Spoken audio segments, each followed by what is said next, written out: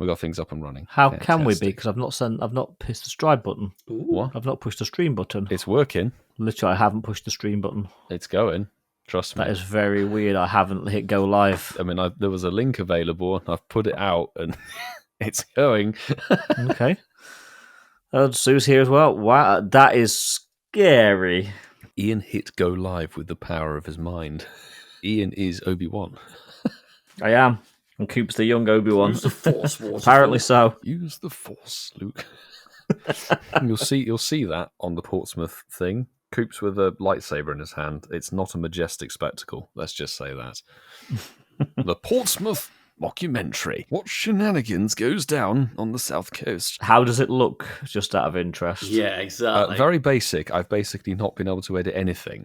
Oh. I've just been putting raw footage in, so that's what I mean. I've got a big task. So you've set yourself a deadline, and then now... I'm hoping the deadline is going to help my ADHD brain target focus. If it's not out, we'll have alerted everybody already.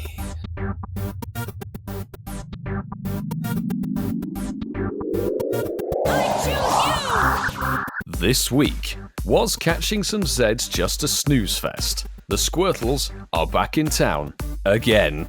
Literally. And Blue, the Tyrant, is coming to Adventure Week. Welcome back to the Incensed podcast, and once again, we're back being a dog trio of a show. We have a man who handled some serious wood at the weekend. It is Masterful 27. Toit. The guy who couldn't handle the rain like his name suggests. It's Ian Waterfall. Nice. And I am your host, Pogo Milo UK, who's just finished chasing some rhinos. Fair dinkum. Digitally, we don't condone, what is it? Lurking. Lurking. Poaching. That's Poaching. it. I've been poaching some Rhyhorn. Boys, how are we doing tonight? Well, as we spoke about literally, say, just before we recorded, about 20 minutes ago, it's been one hell of a week. I am struggling to stay awake today, so let's make this an energetic one, guys, because you do not want to hear me snoring throughout the show. No, definitely not. Catching some Zeds did you a number. I need to catch some Zeds, actually. Catch some Definitely, I Zs. agree with Ian, and thank you so much, Cricket, for joining us last week. Nice. She has I never think it was your left. energy alone that kept me from falling asleep on the last one as well, Toit. because we were recording late then. Fair Hello. dinkum. At least you sound bites, boys. No, Cricket's actually here still. She never left. I never left. We've only allowed her to say those three phrases, though. Yeah. That's it. But Milo, how are you? I'm sure you've got more energy being the younger member of the band. I'm doing okay. Yeah, I'm back up at full health. I had a spout of illness over the weekend, which was not good fun. I was probably feeling a lot like you yesterday, which is why I was very unproductive. But we're not going to be unproductive on this show because there is a lot to talk about. Certainly is. And not just shinies, there's some stupid stuff to talk about as well. Stupid stuff. There really is some stupid stuff. So, as we say every single week, listeners, it is time to... Pop your incenses, champions. Let's go. And if you pick up something that is shiny, hundo, nundo, a combination of some of those factors somehow, or if something matters to you, let us know on any of our socials or our campfire or through the email incensepodcast@yahoo.com. Our socials can not only be all found on our link tree, the tag handle is basically @incensepodcast. You can find us practically anywhere, including Threads, Ian, as you Yes, mentioned. we are on Threads. We've only used Are we it still on twice, but Hive? we're Is there. that a thing? Hive is still a thing, but I don't know of anybody that actually uses it. I would love if we picked up a shiny of the week through Hive. That would be Would you need know, to log Just got back hives. into it. What are you on about? Hives? hives. Ah, right. Who's been stealing beehives? And of course, the way that we find your fabulous catches is using our famous hashtag Shinies of the Week. Can you clarify the spelling? SHINIESOFTHEWEEK. Toit. That's the way that we find your good stuff, your good catches. Good catches. I would be South African. I'll do our South African like African. Coops did on his South African like Coops did on his intro last week. But we'll go from one Australian counterpart to the other. And now, children, it's time for Getting to Know You with the Incensed podcast.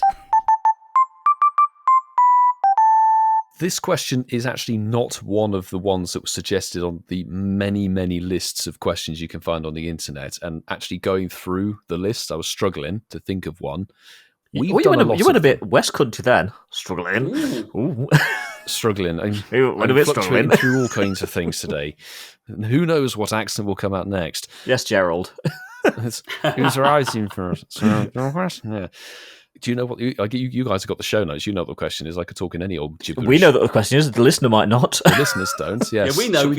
Please let getting to know you, where we don't tell you what the question is. You have to guess based on our answers. It's like Jeopardy. We give the answer and they have to guess the question. I like that. Let's do it another time. But anyway, shall we have Ian answer this first? What is something that people underestimate about you? I guess what is something that you think people underestimate about you? Well, yes. People generally think I don't know what I'm talking about in pretty much any given situation. So somebody will ask me something, I'll give them an answer. Then they'll ask somebody else the same question. So you're intelligent. Get the same answer. Yes, basically they think I'm stupid. But essentially that's it. So literally, they will rather get the same answer from somebody else to what I've already given them because they don't trust what I'm saying to them. That's just frightful. How dare they? It's not new. Okay. So Vassafal's intelligence. Yes. Marky. I'm not going to lie to you boys. I only read this question just before we started recording tonight because I wanted to put myself on the spot a little bit. Okay, so you've had exactly 17 minutes to think about it. I do this for a reason because it plays into my cunning plan of what people actually think about me. All right, Baldrick. Do you like that? People underestimate for my demeanour how much I actually do prepare for things. It's quite funny. I might give the impression that, and I certainly do it in quite a lot of situations, that I kind of wing it, go in there and give it a go. And I'm not lying, I have done that sometimes. If I'm very confident with what I'm going to be doing, I don't need to prepare as much as I can, but I think people think I do that for everything. And actually, I do think that people underestimate how much I do actually plan and prepare things. And hopefully those people that do that will still feel that I underestimate it because I won't listen to this podcast. But that is my revelation. I actually do prepare more than you lot actually realise. There you go, Milo. Great question. So Ian's intelligence and my ability to prepare. It would be very amusing if the casual thought that was going to be his answer, but we're moving on swiftly. What do people underestimate about Coops? That he'll turn up every week? How ginger he actually is in real life? How ginger is He's very ginger in real life, but on video he looks darker. He does. He looks more Auburn, doesn't he? Or I was say Bourbon then. He doesn't look like Bourbon. a Bourbon. Can someone do that? Where's the Italian tripod? Yeah, Photoshop Coops' face onto a chocolate biscuit. He's not a Bourbon, he's a ginger nut. Ginger nut, yes. It did actually get me thinking. It's like this question, what do people underestimate about me, and sort of having to really think about it, is my physical strength. Because I'm quite a lanky, like thin person. So people probably think like, he's not able to carry bits and pieces and lift things. I can actually lift some heavy bits and pieces. So I'm quite strong. And it doesn't appear it that way because you're not some Machamp looking trainer. You carry a lot of Pokemon knowledge around, don't you, Milo? And the weight of that is profound. I also carry a lot of Incensed podcast stickers. They're lead lined. Oh, stickers. Ooh. London stickers. See that little plug there? We should have some at London Go Festival. Shiny stickers. They're glossy. Shiny stickers. Yeah, If we put the holographic. Well, actually, to be fair, the service I used to order them, I could have got holographic ones, but I didn't. I know, dude. Yes. I've done it. Oh. It looks so good. It looks so good. But lovely answers, boys. Very interesting. And we won't be putting that to a poll. We've got something a bit more fossil related lined up for later in the show. But Ian, since you're feeling a bit woozy and snoozy, talk to us about a passive-aggressive koala. Yes, so last Saturday was the Catching Some Z's event in Pokemon Go, which was kind of a dead event because, with the exception of the release of Komala in the wild, which was pretty much all that us in Europe could do, the whole event was tied to the launch of the Pokemon GO Plus, which this special research becomes active when you register your device to your game. For those of us in Europe that don't get the Plus available till this Friday or 2 days ago, as you're listening to this, all we could really do was look for some boring spawns and a koala that I found was actually pretty darn rare in the wild. I struggled to find many of them. Yes. So let's have a chat, boys. Thoughts? For me, events like this actually play into my hands. As people know, I don't fully submerge myself in these events. Life is far too short to fully submerge yourself in events certainly like this. And you can play these around pretty much real life. I did like the fact that Komala, I kept calling it koala actually over the weekend. I like the fact that Komala, say what you see. It is a koala, say what yeah. you see.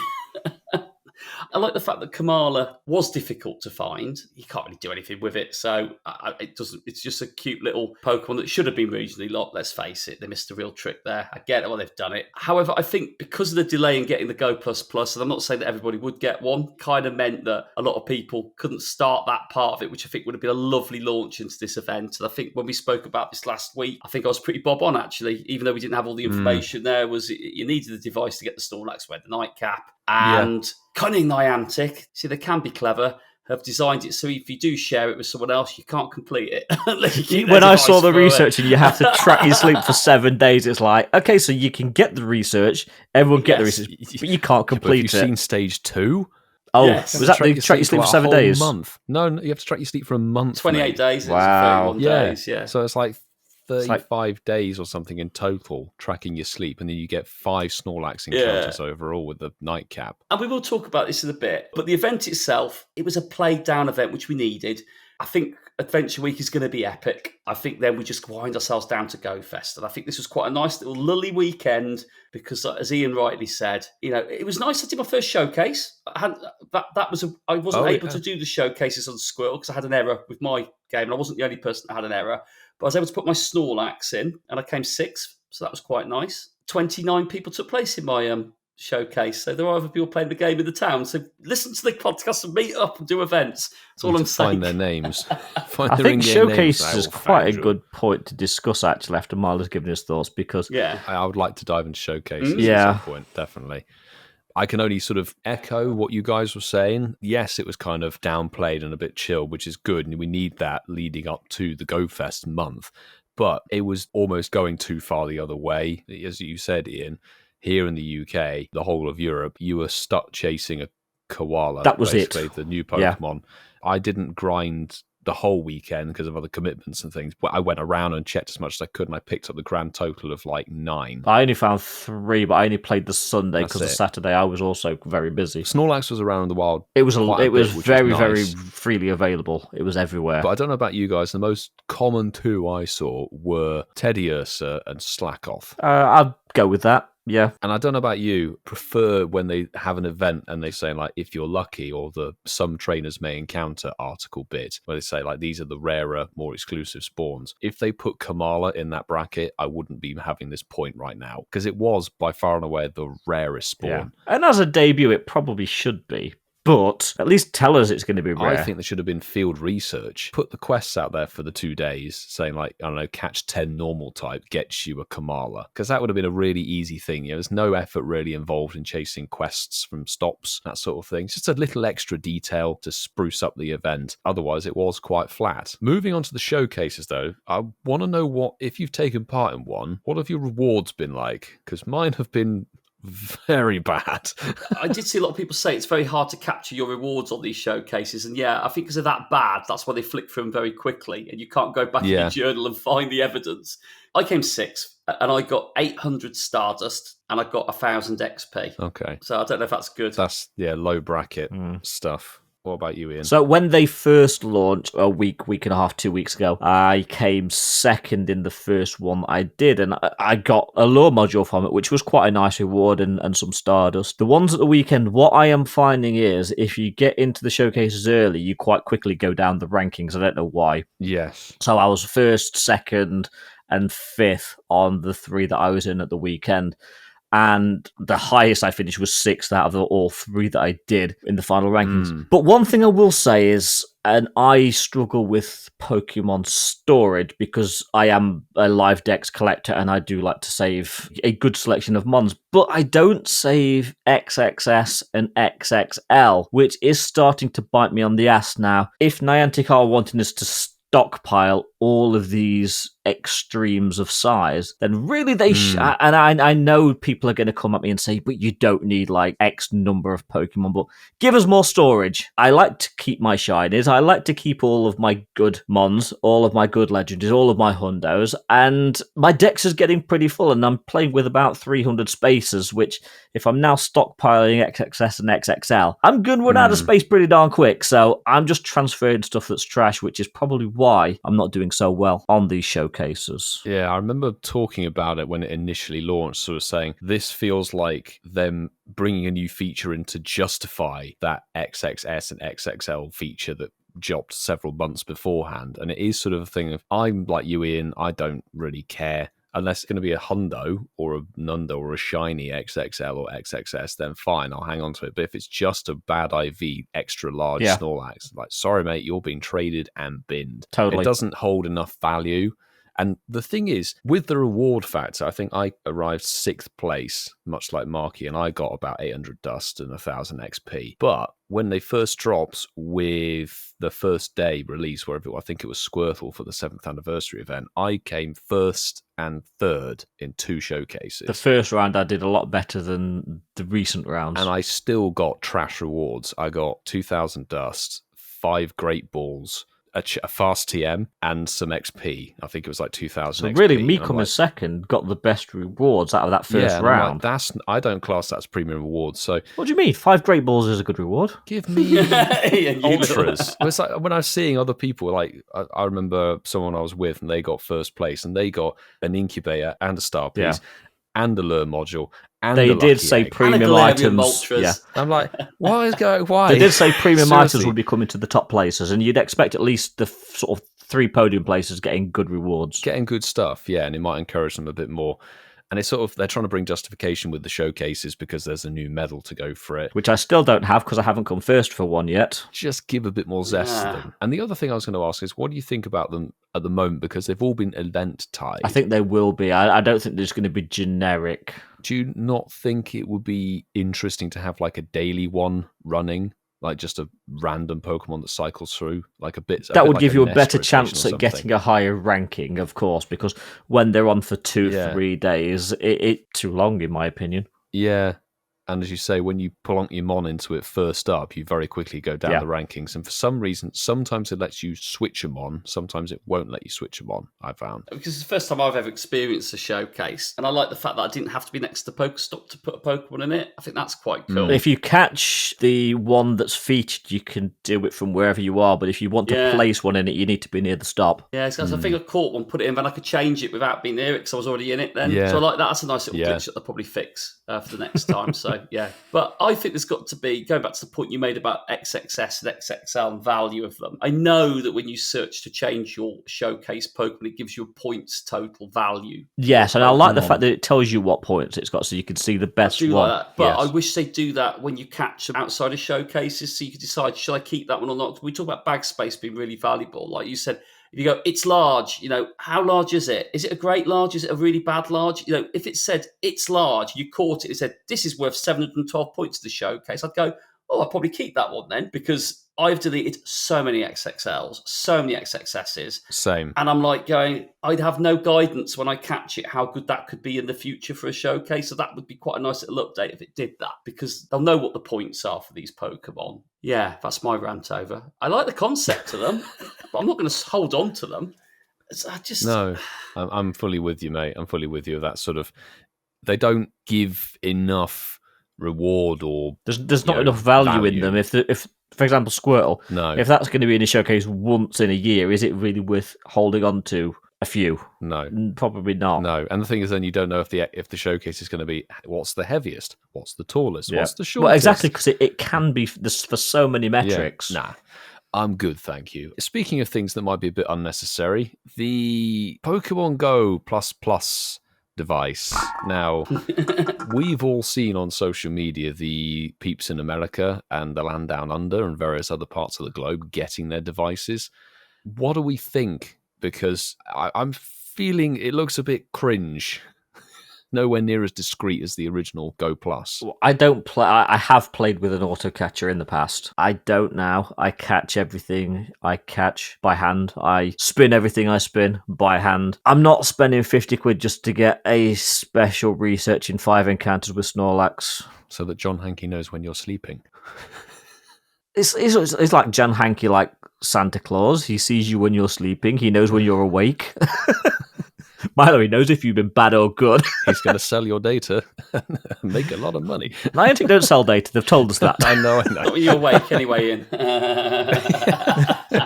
I'll follow on from Ian, and this is by no way aimed at anyone in particular. One of the observations I've made is how critical certain people are in the Pokemon Go space about this. Then as soon as they've got their hands on it, they've changed their tune on it, and now it's the best thing since sliced bread. We know who those people are. I genuinely don't, so who? Spill. I'll tell you afterwards, Ian. But anyway, that's frustrated me, and this is all linked to the Go Plus Plus. I have no issue if people want it to play it however they want to play it. For me, it gives you two different options to play Pokemon Go. It allows you to get a lot of bonuses when you sleep. For those people who are very critical about, well, why does it work when you're sleeping? That's not what Pokemon Go is about. That's not what Niantic's core values are about. I'm sick of seeing that all over social. Like, for God's sake, seriously. It's not that deep. Get over it. I do find it quite funny how people are going, oh my goodness, I can't believe Niantic are doing this, getting our sleep data, but then they've bought it on day one and they've got this device. Yeah, and I'm like going, you might say you're not going to play it when you sleep. If you've got your Snorlax with a nightcap, you will all be playing it when you sleep. As far as the device is concerned, I spent a lot of money on buying the auto-catching device. A Canadian creator of ours who we really like raves about, and he says it is the best thing since sliced bread. I bought it, and it was really good, but I don't use it anymore. So I used to love the Go Plus, but I just don't use them anymore. No. I really don't. I'm of the opinion, probably like Mark, if I can't play the game what I see as properly, I know I'm starting to sound like Ken now, but so apologies. Voldemort. But if I can't play the game what I feel as genuinely and catch things myself, I don't want a Pokedex full of stuff that I've just pushed a button to catch. It takes the fun out of the game. In terms of the Go Plus Plus, I hate the fact that it flashes like a 1980s kid's toy. How the hell are you meant to sleep with like flashing green, red, white, blue lights? I mean, seriously. Yeah. How are you going to do that? That was going to be my biggest gripe on it. For me personally, I have the old Pokemon Go Plus and it's fine. The old thing of using the paperclip to hold it down, I have used other devices in the past, shall we say. The one from our trainer club, man. But I used to be very heavy on just actually catching with it back in 2019 and 2020. Now, as I've got through the game, I like to know what I'm catching and physically catching it. And I don't like the fact that stuff could run away from me. But I will say I don't have an issue with it spinning stops automatically for me. Spinning stops, I'm good with. I'm good with that. It's resources, isn't it, at the end? And we know how hard it is to build up for events. Definitely. Absolutely. With GoFest coming up, it's critical. Yeah. But if you go somewhere new, I like to know what's around me if it's somewhere new. But if I'm doing Spotlight Hour for the 400 millionth time in my local park, I'll just whack the Go Plus on and just spin stops. What I do despise, and at the moment there's no way to disable these functions, it's like a mini rave. It makes me think of, have you seen Cloudy with a Chance of Meatballs 2? Yes. With the party in a box. Yes. It is like a party. It's that. It's like we need to celebrate every catch you make. It's just unnecessary. And in the chat, Milo, Sue's saying that, because Sue has the Go Plus Plus, you have to disconnect it from Pogo before you go to sleep to register your sleep. So you're having to connect and disconnect it every day. That's wild. Sue, does it say that in the instructions anywhere on the device, or have you figured that out for yourself? Because I'm genuinely curious. Sue had to figure it out. Brilliant. Fantastic. You launch a device and don't actually list the functions on it. Brilliant.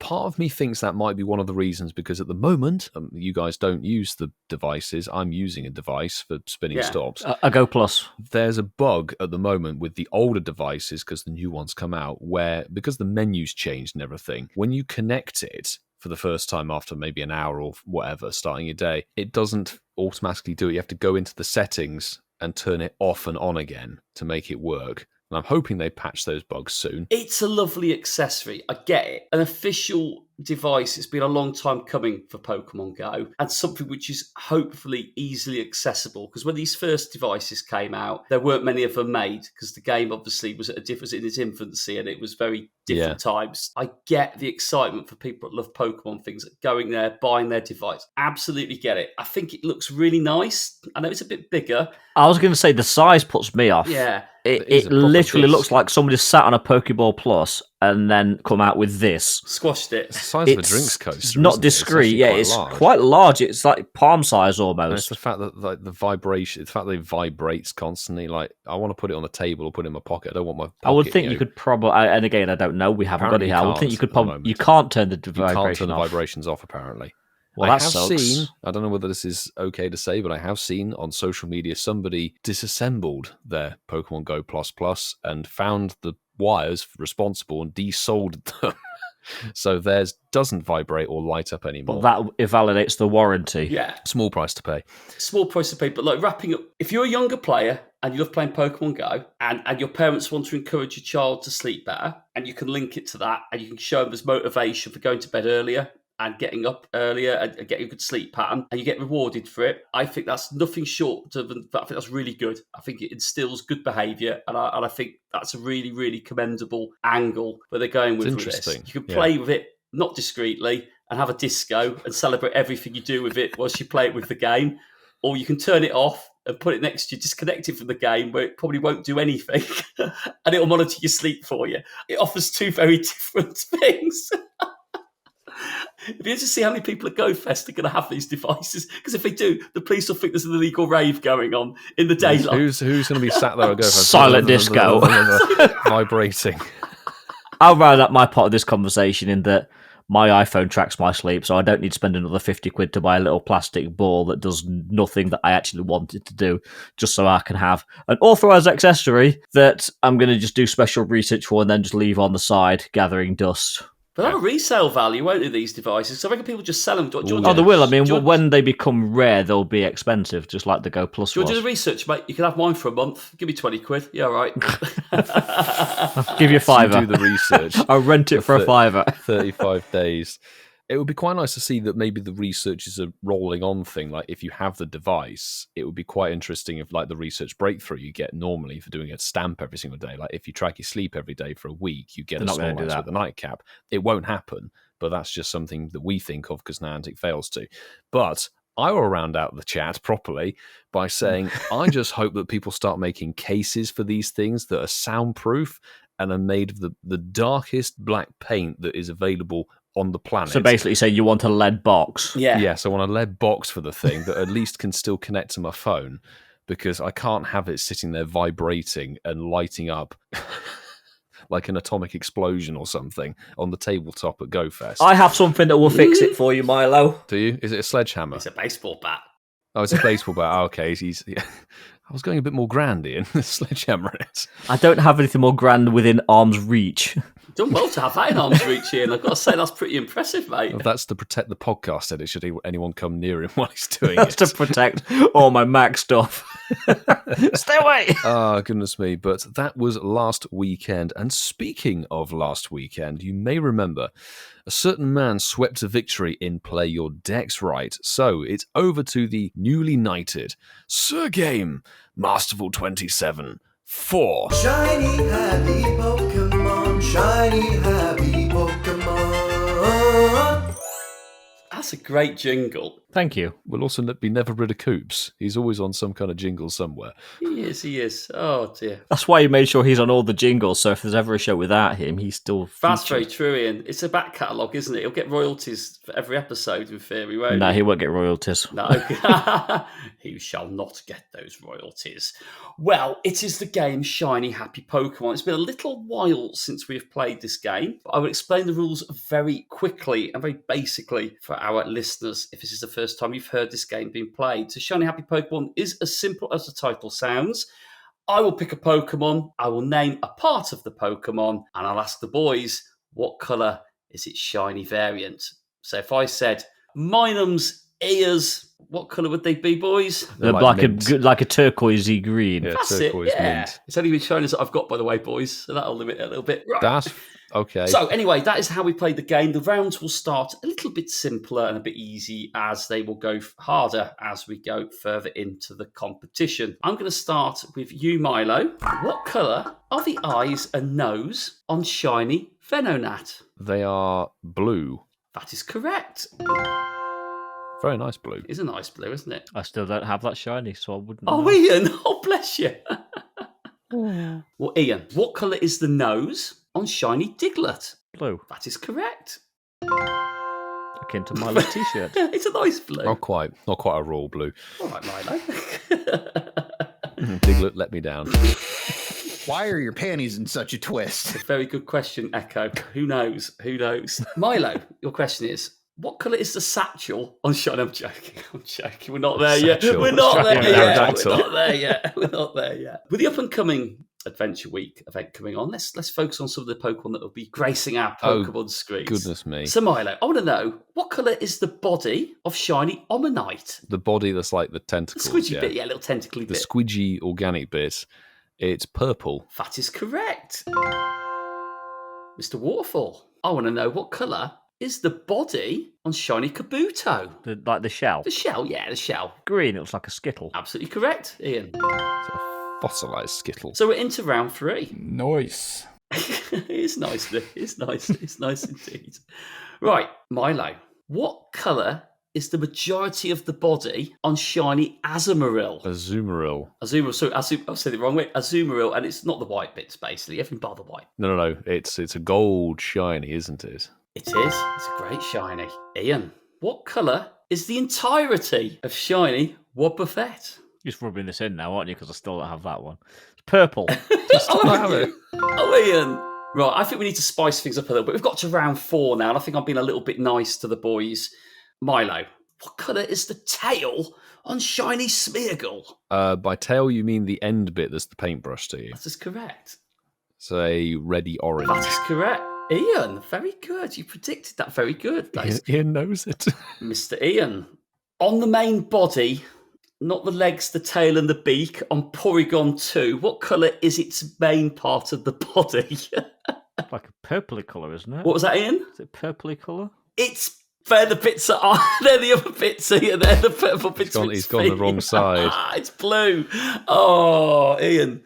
Yeah, its beak is purple, its tail's purple, its knobbly bits are purple, but its main body's blue. Knobbly bits. It's knobbly bits. Nice.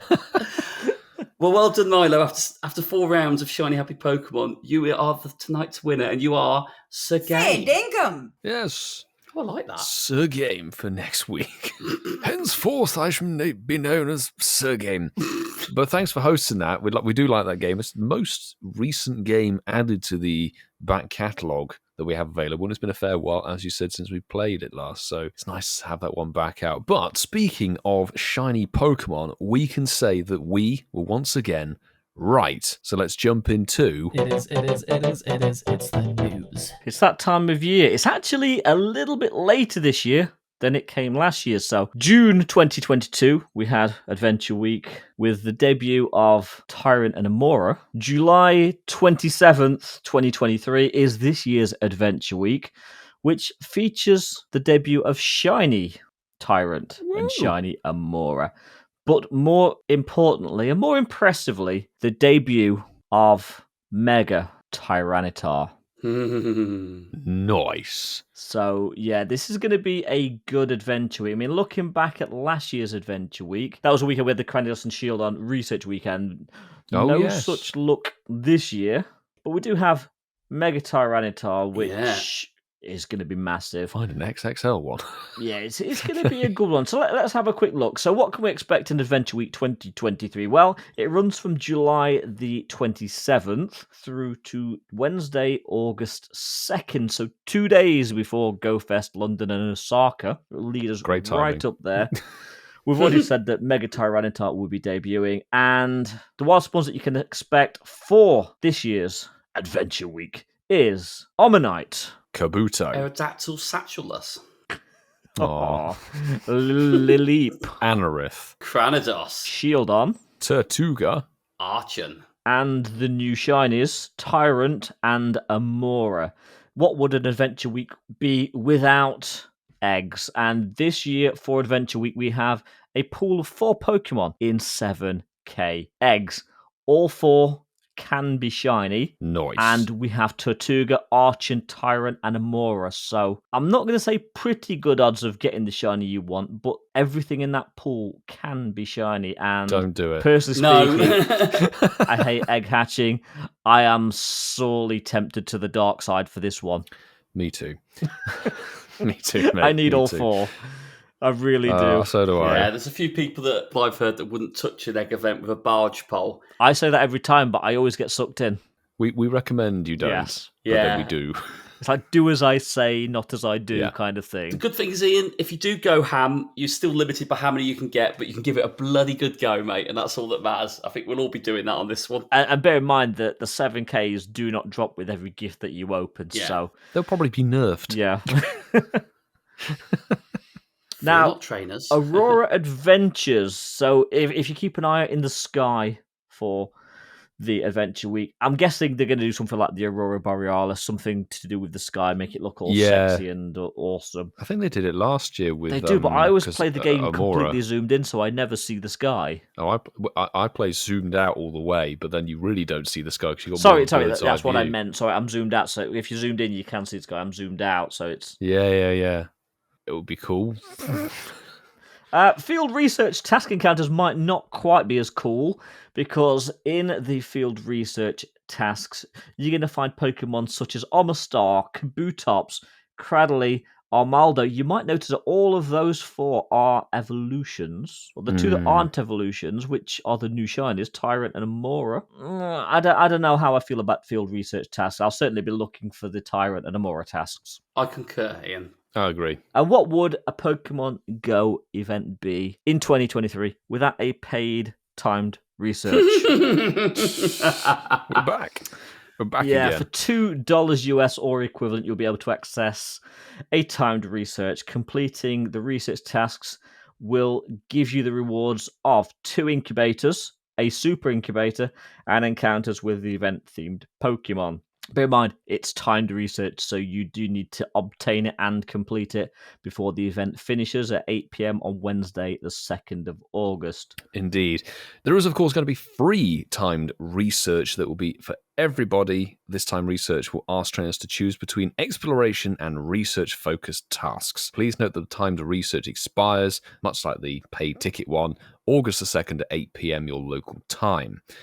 More importantly, I would say, is the Adventure Week bonuses. These don't really change with Adventure Weeks through the years. They always stick around the same thing. They are focused on adventuring, spinning Pokestops. So it's double XP with what appears to be the wrong symbol on the article. It has a Stardust symbol on it. It's double XP for spinning Pokestops, which is great. And then 5 times XP for spinning Pokestops for the first time. So if you find an area with a bunch of Pokestops that have halos on them, those are 5 times the amount of XP. Does that mean you're going to be leaving Ealing for this event? Not a chance. It is actually going to be half-hatch distance for this time round, which I think is a very interesting call with the 7-kilometer eggs, because I don't think that was the case in 2022. Hang on, I will tell you, because I have that article up here.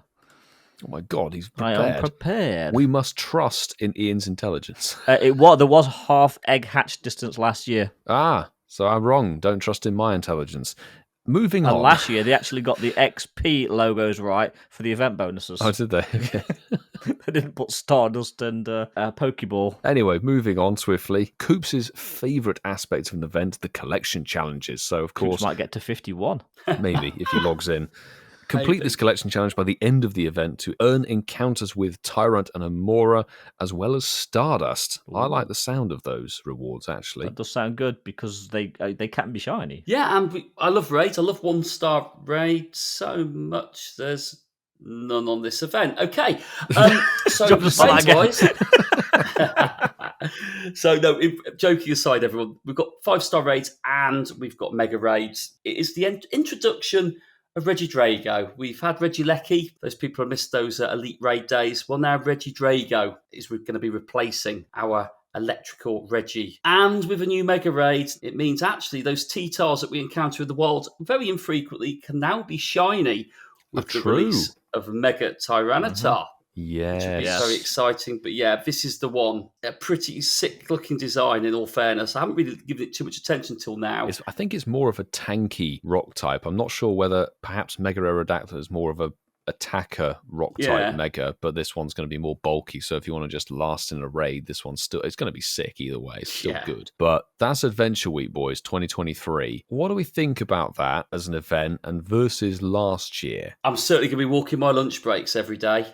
Joking aside, I'll get you adventuring. Again, I centre around real life for playing the game. You know, for people that might not have that time to play the game, those eggs, if you are that way inclined, are something to go for. And if you are lucky and you get maybe 12, 13 eggs a day. There is an incentive there with a half egg hatch distance of the super incubators to go out there and walk that little bit more each day to try and fit it in to hatch as many of those eggs as you can. Because I know when they had shiny boosted shinies on the male and female Thrillishes, they were boosted because I saw a lot of people hatch them. Hopefully, it will hold that same sort of shiny boost on the eggs. You know, that's my initial take. And I will be going out and walking every lunchtime because I am going to hatch every 7-kilometre egg that I can physically get my hands on throughout that adventure week, because all 4 of them are ones that I need. All 4 of them, I haven't got 100 on any of them. I think this is really a great opportunity where you're not going to hatch anything you don't want. Comparing and contrasting to last year's Adventure Week, it was also coinciding last year with the Ultra Unlocks from Go Fest. So there was extra things in there last year. But I would say that the wild spawns this year are probably slightly better in my opinion. Certainly with things like Archon and Tortuga in the wild. Because they were researching egg lock. They were locked last year. And of course, Tyrant and Amora are in the wild as well, which again, they were last year, but they were new releases then. So in terms of what you can get in the wild, the shiny chase is definitely on. The egg chase for me will be on. Now, Mark centers around real life. I tend not to get lunch breaks, so I will have to walk my eggs as and when I can. Which will make it interesting. You shake your phone. At midnight, I can't. I just get the shakes anyway when I get lack of caffeine. But perfect. Exactly. But for me, I'm probably going to do a few of the Mega Tyranitar raids. I can't for a second think it's going to be 100 Mega Energy. It will be a 300. I'll definitely be doing some of those raids. The Regidrago, it kind of works. We had the Regieleki this week with the event. And in fact, you got a shout out on Load Up Milo for getting Adam his Dex Regieleki. Oh, did I? Yes. Oh, yes. sorry, I didn't listen to the show. So maybe you'll have to send him a Regidrago as well next week. I'll endeavour to do the same, yes. All in all, I mean, Adventure Week is one of the sort of tentpole events of the year.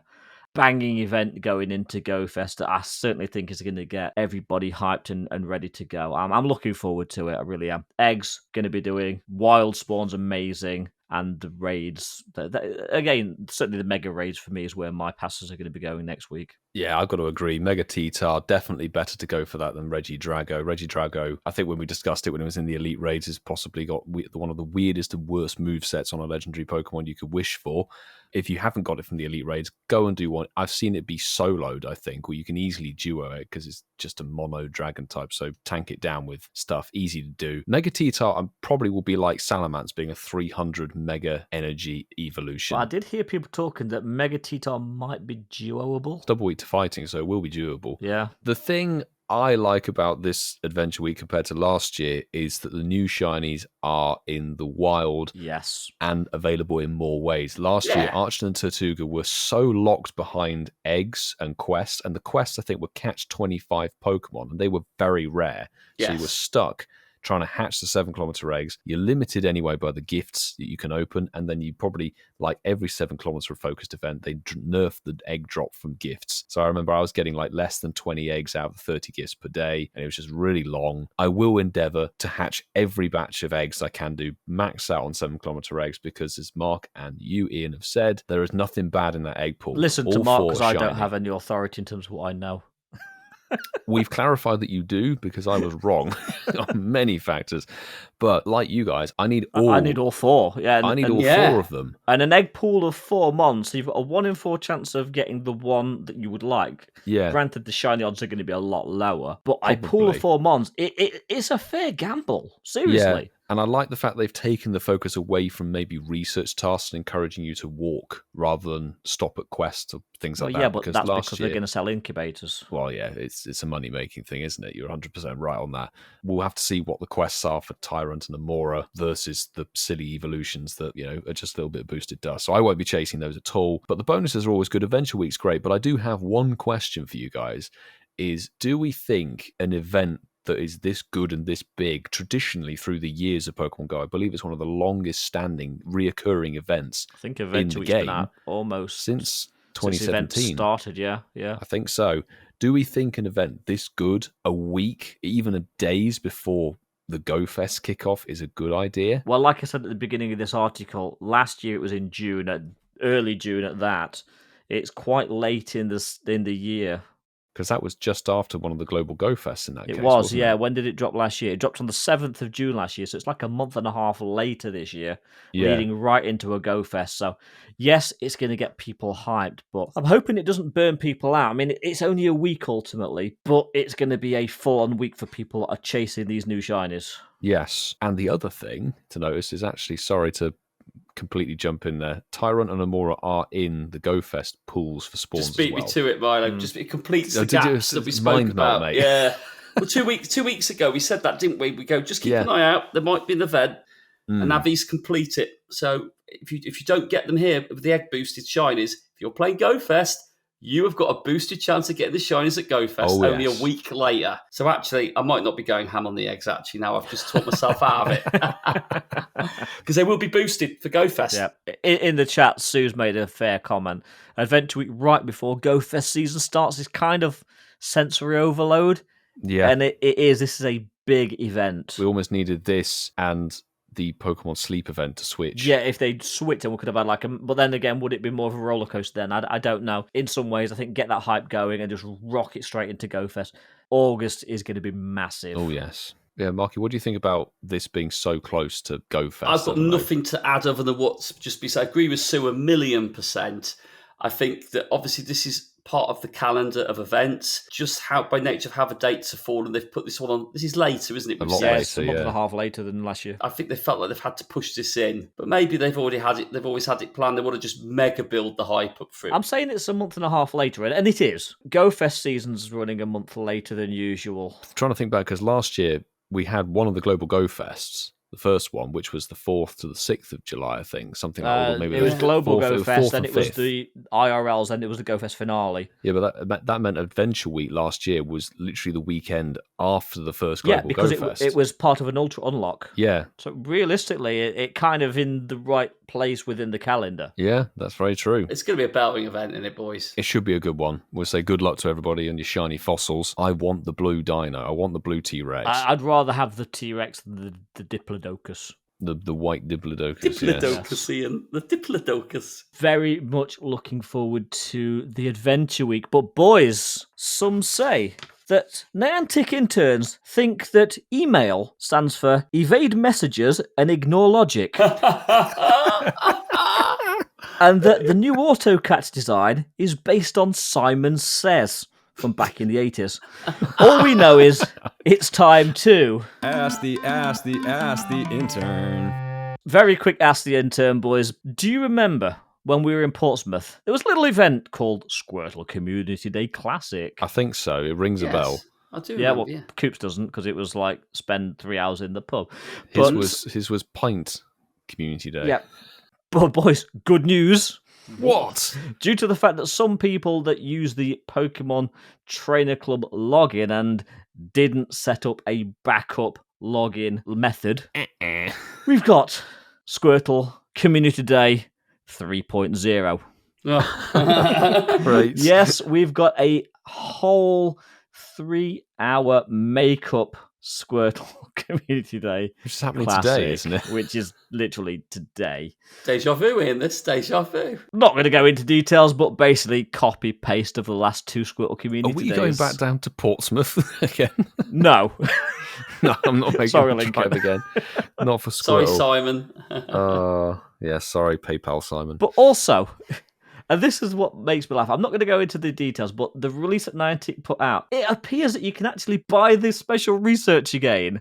That wouldn't surprise me. Like, why? Because if you couldn't log in... Yeah, but it wasn't for the whole event, was it? No. It wasn't login for the whole event. You'll play 2 hours of it. If anything, you'd still have it sat there uncompleted. Oh, yeah, maybe. But I wonder if it's just the fact that they're taking the precaution of the fact that some people might have chosen to buy the research in the last half an hour of the event when they couldn't log possible. Well, they want to make money for people who couldn't play it last weekend Exactly. who can this weekend. If we can buy it again, that'd be hysterical. But literally, it's the 3rd Squirtle Community Day. We've had 3 First. Squirtle, and have we had, 2 Charmander? 2 Charmanders.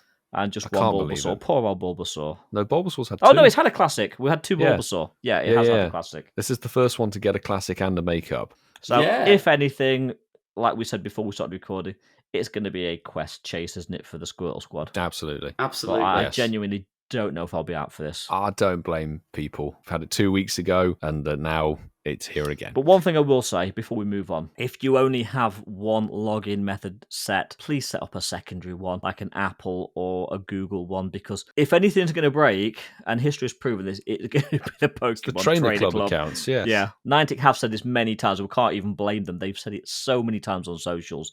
Yes, Set and there are more a ways than backup. ever that you can do a secondary login method. Google, Facebook, Apple, a few other bits and pieces. So, yes, well, we can say enjoy what is on my show notes as Squirrel Community Day Classic 3.0 because of autocorrect. Pachirisu Community Day. I'd be so down. I would with this love shiny. that. I would. But moving on from something that's happening right now as this episode drops at the moment to something that annoyingly has just happened, but we Yesterday. haven't experienced it yet, so we can't really talk about what happened. Is the news. It's reversal. Riolu Hatch Day. So 2 to 5 p.m. July the 22nd. Increased chance of hatching shiny Riolu from 2Ks as it's been showcased. 2 times dust from hatching eggs, and 2-kilometer eggs are going to drop much more frequently. One key thing missing from the event bonuses was a reduced hatch distance. And this is the first hatch day, so it's possible that this could be a more regular event. So EBAS 2.0. They kind of need to fill the weekends in. So we'll have a community day, community classic, a hatch day, and a research day. So there's going to be a few things that they can And a work sleep into fest. weekend events. Sleep fest. The big hurdle I see here is I tend to sit on eggs, especially 10Ks. Chickens do that too. Yeah, they're quite comfortable actually.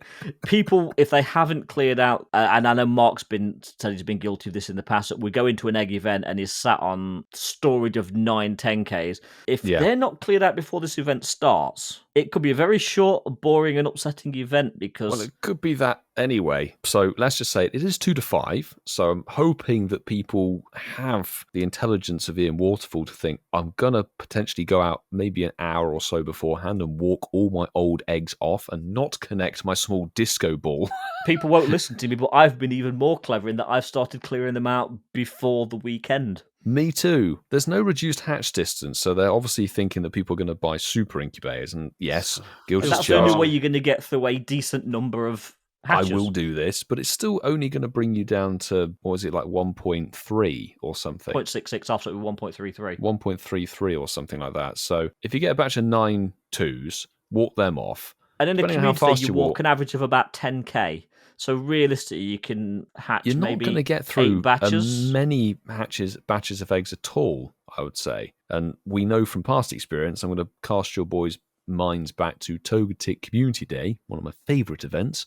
Yeah. Remember when they said Togepi would be hatching from 2Ks within that community day with a boosted shiny rate, but within that pool, there was a bunch of other rubbish as well. And it does say that this will be one of the mons, but it won't be exclusively Riolu. Riolu will just have a higher chance of hatching. So that's enough of actually, it's not enough of the bad news. So the other bad news is field research tasks are only going to be giving you Stardust, Berries, Great Balls, and XP. Which is fair enough because it's hatch day. You're not going to need tasks on a hatch day, realistically. It'd be nice if they dropped something cooler.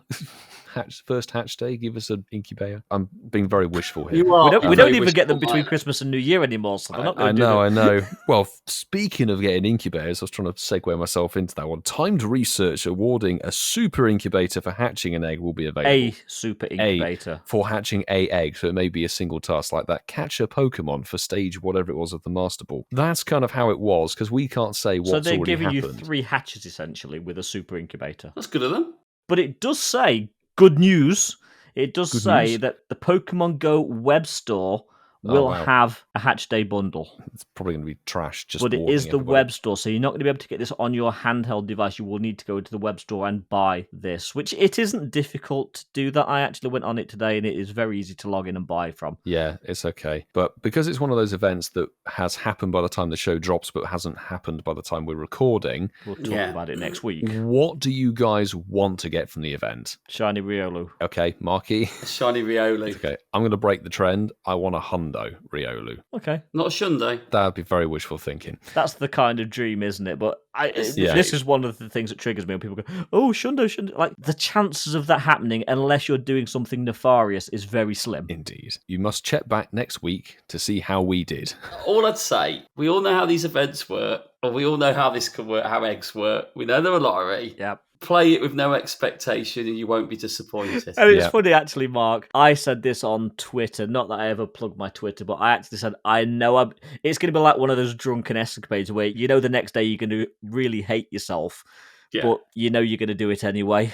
Absolutely. We're all going to be guilty of it, I'm fairly sure, but we'll have to see how we do. But Ian, I believe we've had some correspondence through a variety of communication methods. We have. Which should we go first? Let's go 21st century. Send your WhatsApps now. We've had a WhatsApp message from Ketty Spikes from India, and here's what he has to say. Hi, Incensed podcast. This is Katie Spikes again from rural South India. As you can probably hear, I'm on my night stroll. I just finished last week's episode. And man, Niantic really works hard when there's something to patch. When something really benefits the players, they really work hard to patch it. I know what he's getting at. Yeah. Also, guys, I really want to ask this question that I missed the old Incensed days where you guys swore. It was really kind of adult, and you guys describe yourself as down the pub down the pub show. So I was wondering if you can bring one, maybe monthly once, or maybe in 2 months once, you do a Incensed podcast after dark edition. Where it's just like all the filth is flying, and it's like I know that you guys did this for monetary purposes, and maybe the podcast can reach more people. But just for the old fans, you can bring back like one episode where you guys are totally raw and uncensored. Also, I was wondering, after like the pushback of the firing of 230 employees, and then the Pokemon Discovery radius being nerfed after it was like improved, like going after someone personal and throwing insults at them is never an option. I'd stay away from Twitter, but I just listened to your podcast about it, and it's just we fail to sometimes understand.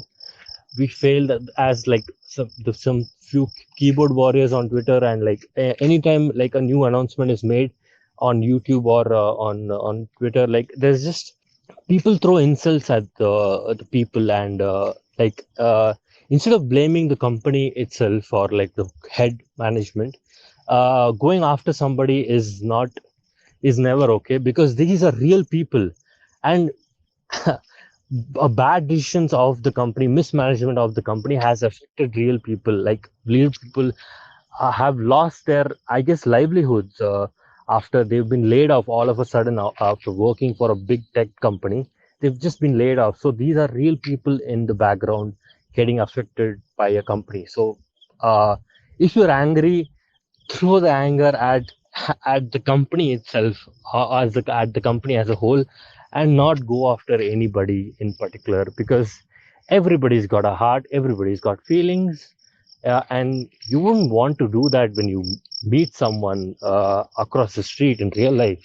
You're just doing that when you have the keyboard and you have a screen in front of you. Keyboard warriors. Yeah. Show a little love. Again, thanks, guys. Great work as always. Love you. Okay, who wants to take it? Thanks, Kenny Spikes. Yes, thanks for sending that in as always. Let's address the elephant in the room. The cricket tots. Yeah, I say this from the four of us that we made a conscious decision to become a little bit more family friendly. So we're never going to go back to swearing and being like the very early days. No, there's a variety of different reasons as to why that we, shall we say, cleaned up the language of what we do. We're still the same old people. We just don't chuck in unnecessary swear words like we've got swear Tourette's. words and curses and things like that. But we find that we can still get across the points and the humour and the jokes in a more cleanly way, and they still hit just as well, which is something. Part of the sort of early days, the down the pub. The down the pub is still most definitely still there. You don't have to swear at a pub. We've matured. Like Milo quite eloquently said, we can get the same points across without having to swear every third word. And we really don't need it. There's nothing really else to add to that. It's not like I'm going to come out and go, well, actually, I don't agree with it, and I would love to swear all the time. We had this conversation at Squirtle Community Day, and we had it with Lincoln, actually, and Lincoln won't mind me saying this. He made a really valid point. We attracted our core base of listeners, a proportion of our base core listeners from how we were originally. And I'd like to think that certainly a large percentage of those people are still listening to the podcast, even though we have sort of changed the way we are. The way I described it was back then, we wouldn't like lead you down a pathway and help you try and find it yourself. We'd grab you, drag you down it and take you right to it with some of the language we used before. We can be just as funny, just as cheeky without dragging you down the path and taking you to it. And I think that's a side of how we've evolved, how the podcast has certainly evolved, and got even more people, family members that have joined us that probably quite like it like that as well. And we're in a really good place. Yeah, they probably wouldn't be listening if it was like the old days. Compared to the early days, the listener base is a lot broader now. Always move forward with what you're doing. Yes, sharks move forward, crabs move side to side. You should know, Ian. Mr. Great White. But the other point was, what about the keyboard warriors and things like that? Keyboard warriors and the people going off at individuals within Niantic after the layoffs. There's not much to really add to what you said, because you said exactly what we've been saying on various shows over the years. Whenever this sort of stuff perks up and resurfaces its ugly head sometimes, it's very easy for people to become extremely vocal and angry when all you've got is a screen and everything. It takes all of the humanity out of the situation. I'd always say, do as you would be done by in life. And it's very easy to vent on a keyboard. Exactly. And typically what happens is people could be a keyboard warrior behind the keyboard and the screen, and then they're nothing like that the in same real life. People wouldn't go up to that person in the street and start giving the same sort of tirade. They just wouldn't do it. No, they wouldn't. Absolutely. It's easy to be a big person when you're hiding behind a screen. Life tips from the Incensed podcast. See, we've matured. I just want to say, and I said this last time, thank you for recording a message and sending it in to us. I think the last time you recorded one in, it sounded like it wasn't nighttime, it was daytime. It sounded like you were on a farm. I could hear like loads of animals in the background. It was quite nice hearing all the crickets. Goat bell. The goat bells as well. I almost felt like I was on that walk with you. It was quite atmospheric as you're walking around. No, thank you for that message. It was really nice. And hey guys, I'm not being funny. Having a listener from south of India is pretty impressive, isn't it? Yeah, it is. And voice noting in. Yeah, fantastic. Thank you for sending that in. But boys, we're not done with the correspondence. We don't just have a listener in India. We have a listener in Australia, and they've sent us a letter. Surprised that dog's still alive. Yeah, the dog's still alive. We did feed him. We do feed him in our absence. But Milo's BFF has written into us. Komala, yes. The koala himself, the huge 6'12" Komala, has written into us, and he says... Galala, was that Galar? Galar? My dearest Incensed podcast, I write to you with a conundrum, and I'm hoping for a potential of some crowdsourced guidance. Yeah, Lachlan is actually literally wanting a little bit of help here. He's not content with being on one podcast. He wants to be on many podcasts. He's spreading the love. Is he asking for our input or someone else's? No, he goes one step further. He's wanting Mark to get his poll out. Oh, hang on. I haven't done a segue yet. Yeah, and I'm not a performing monkey. I have 99 Pokemon powered up to level 50. And I would like y'all. That's not Australian, Lachlan. No. What do you mean, y'all? You're not from Texas.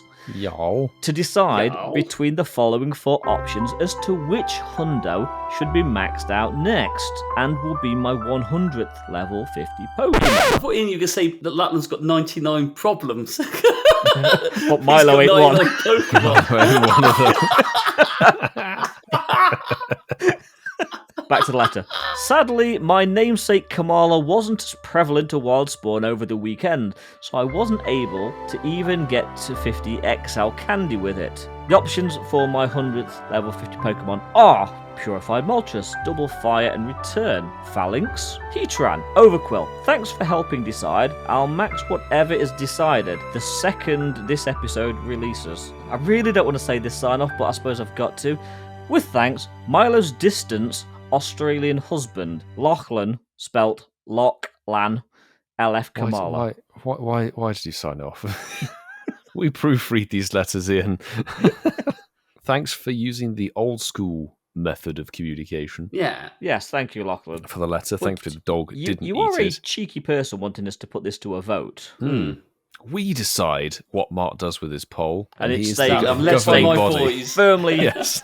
It's firmly tucked away until I announce its arrival. Okay, so let's have a talk then. So his options are a Purified Moltres, Phalanx, Heatran, and Overquill. I'm going to be that guy because I don't like Purified Hundo. We could really stitch him up here and pick the worst one. My vote goes for the Purified Hundo Moltres, so that when people look at him, they see that he's purified a good Shadow IV legendary to a Hundo and basically burnt its attack. Oh, there is that. See, I would have said Heatran, to be honest. I didn't even know what Overquill was. I haven't got it in my Pokedex. I was like looking at that, going, which one's that? I just thought, if you pick one of the others, Mark, then basically we've all picked one. He'll have to go for the one that hasn't been chosen. Overquill. Yeah. I'd go for Overquill, or maybe Phalanx, just to make it a bit easier. Overquill or Phalanx, Lachlan, if that helps you. So make of that what you will, Lachlan. Yeah. Yeah. So we've given you 3 different options.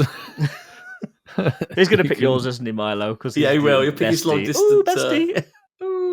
Best friend. Well, thank you for the letter, Lachlan. The 6 foot, 12 Australian that you said, Ian? I think so, yeah. I could see something else that's 6'12" behind Mark. Is that Mark's poll? So, we put a poll out. We kept it Pokemon Go related this week because we've talked about the upcoming adventure week being pretty lit, certainly in terms of the egg hatching anyway. Certainly looks like it. Oh, it does, doesn't it? Doesn't it? Full Pokemon. The question was, which shiny are you hoping to hatch the most during the upcoming Adventure Week event in Pokemon Go? I did put on it, please vote and do not retweet or we will find you! Exclamation mark. So we're ramping up the necessity not retweet. Was it Kamala's passive-aggressive tendencies were coming out Yes. They were in that letter, weren't they? Yes. So we had 100 votes on the poll. The options were obviously Tortuga, Archon, Amora and Tyrant. We had 10 people retweet. So 10 people, we will find you. 10%. Thank you for that. Not bad at all. Thank you very much. In 4th place with 2%. We've got Tortuga. Oh, I like that shiny. It's a good I shiny. do. Yeah. I've got a feeling the older ones are going to score that little probably turtle. lower on this one. Probably. In 3rd place with 7% of the vote. Archon. Archon. Yeah. Solid shinies. I've not got any of these. Yeah. And in 2nd place with 37% of the vote. It's the one that I'm actually after the most. It's Amora. Oh. Yeah, okay. So you're in the other camp, the Ice Dinosaur. Ice Dinosaur with 54% Tyrant. And I Yeah. do get it. That little T-Rex. Oh, it's a big blue T-Rex when it evolves. It's just sick. It is amazing, isn't it? Nice. Yeah, can't wait for it. Toit. It's a toit dinosaur. Fair dinkum. Toit Rex. Oh my God, Jesus. Let's quickly move into a section that Cricket also has sung the jingle for.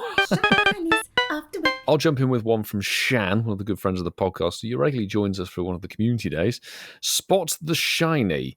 Hashtag shinies the week. Hashtag daily incense. Incenses sometimes pay off at Incense Podcast, and it's the screenshot of the summary of the daily adventure. Yeah. Daily adventure incense, and it's quite subtle on that little screen, but it is a shiny Sork that was picked up off of Daily Incense out of the 24 Pokemon from it. Very big congrats on getting that Daily Incense blue shiny. Nice. I've got one on Instagram. You can also hashtag Shinies the Week on Instagram, people, and a few people do, to be fair. So we've got one from PokeEvo.cec. They've put, I really can't believe my luck recently. On hashtag Squirtle Community Day, I got the family and one extra off the hashtag Squirtle Squad Shinies. And this week, I've got 2 shiny party hat Charmanders. Nice. It feels even better getting them this time as I didn't get any shinies last time around. I hope everyone else had a great community day. Apart from some issues with the game, we've spoken about that tonight.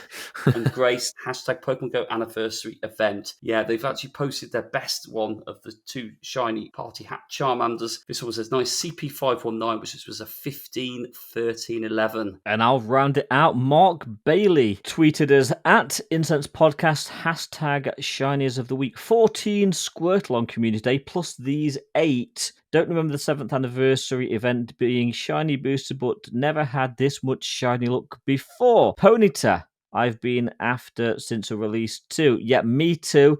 And Mark got 1, 2, 3, 4 shiny Ponyta during the anniversary event, a shiny Tepig, 2 shiny Meowth, and a shiny Rufflet. So, wow, they smashed it. Massive event, matey. And yeah, I want one of those ponies off you. I will take your horse. I will take your little horse. My little pony. My little pony tar.